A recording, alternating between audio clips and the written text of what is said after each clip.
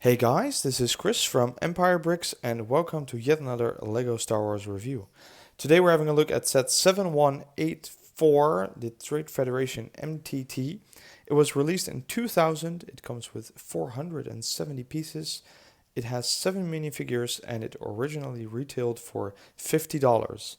So guys, this is the very first Trade Federation MTT. There are now 3 versions, of which this is the middle one in size. I think the newest one is the smallest and the second one is the biggest, but this is the first, so it's a really special review. It's from 2000, so this set is almost 17 and a half years old now. And I'm pretty happy to be able to review it. So first of all, let's have a look at the minifigures. I told you in the beginning it has 7 minifigures, and it does. They are all the standard B1 battle droid. Still with the vertical arm, so not the horizontal one.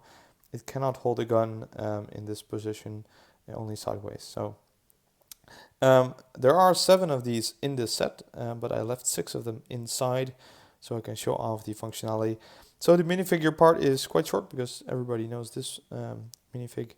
This is the very first version of it. And as you may have noticed, it has no markings whatsoever. So this set is that old that it doesn't even have a pilot or a commander. So it's not yellow or blue or anything. There are just 7 regular battle droids, of which you can choose a driver yourself. I'm going to put that here for a second. They are still pretty flimsy.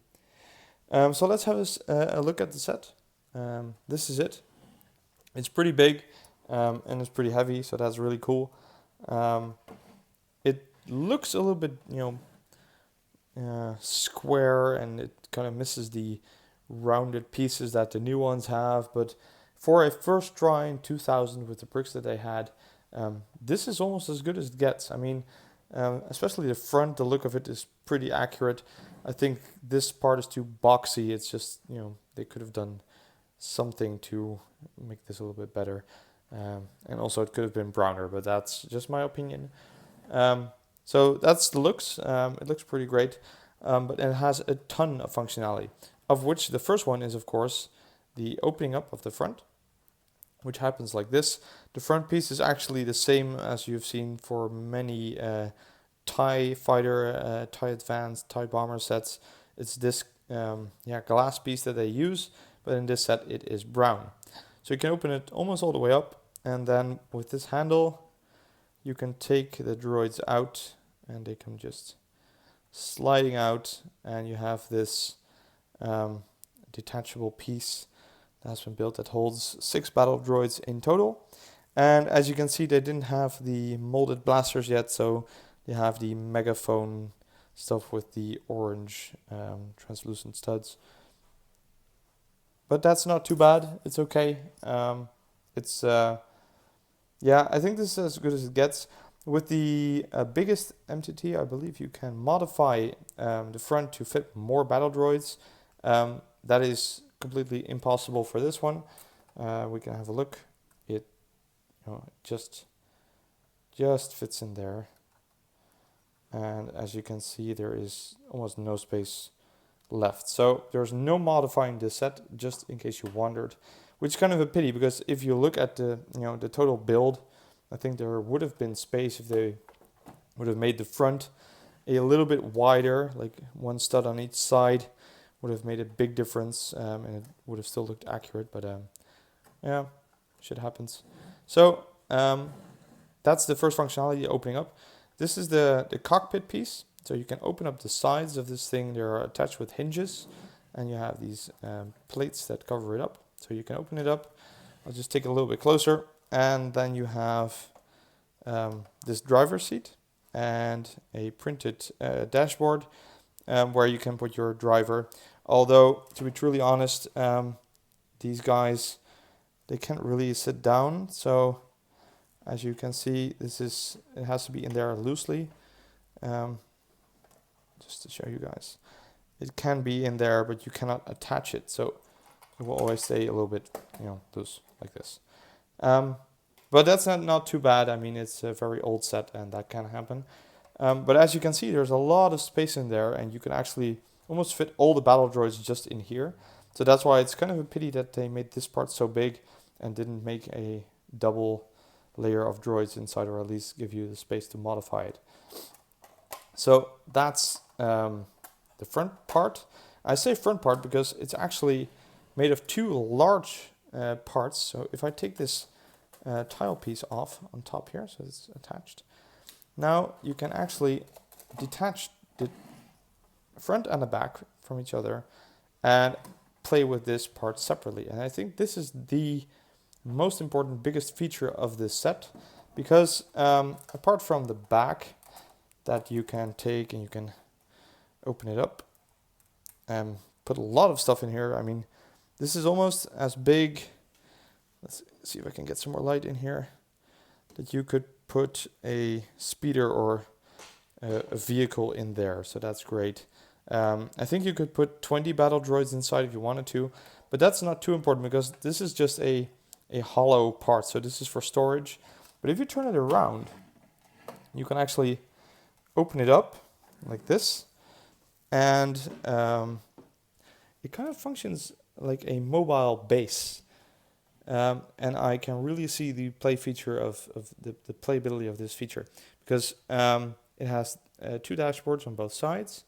It has these, I'll take it a little bit closer, which I've never seen before. I'll just take one off just for showing you guys. It's these translucent bars, flag posts. It's really hard to get this sharp. Yeah, so here you can see it's the translucent orange, and there's 4 of them inside. I think they symbolize some kind of power source, but they're over here and on these sides. You can access this, you can open this up again. You could even position this in one of the corners, and I can really see how you can play with this and use this as a mobile base. So I think this is a great feature. I'm not sure if the newer MTTs have this, because I don't own those sets and I haven't reviewed them. But still, I think this is great. There's a ton of space inside of this thing, which is, I think, a big plus, because it kind of invites you to buy more sets that go with this. So maybe some stabs or speeder bikes or anything like that, and just put them inside and, you know, play along. Also, the way that everything connects, it just takes you a few seconds and the whole thing is back together again. So it's really neat. It's not that durable, especially these things tend to break. The back door tends to break off. But that's just because it's an older set. I mean, all the newer sets are much more sturdy, so can't blame them. It's a good use of pieces. Lots of different bricks and colors, so even if you wouldn't use this for the MTT, you have some great pieces to build some stuff of your own. So all in all, I think this is an amazing set. Although it was $50 with only 470 pieces, so it was kind of pricey. I think this was the biggest set of that wave. But with 7 battle droids, I mean, kind of makes up for it. And I don't care that they don't have a pilot or a commander. It's just good to have 7 battle droids. You can put them in your army or whatever. So that's really cool.